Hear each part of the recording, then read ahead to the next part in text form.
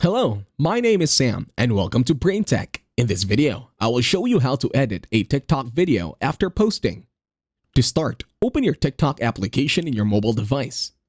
Once you are now on your TikTok, head on over to your profile on the bottom right. Then in here, you will see all your video postings. Now click on one.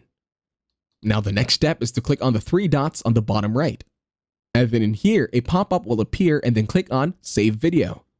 Once done saving the video, this time, tap on the three dots once again and then scroll to the furthest right and then delete the video now. Tap on Delete. Once you are done deleting the video, this time click on the plus sign in the center.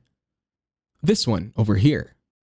In here, click on Upload on the right corner so that you will be able to view your gallery over at your mobile device. Then in here, tap on the specific video you already want to edit. Now click on Next. And then in here, you can edit the video as much as you want. Go ahead, take your time. Then the next step is to just post it again. Then tap on the next button. And then tap on Post. Then tap on Post Video. And that's it. Thank you very much for watching. Please leave a like, share, and subscribe to the channel.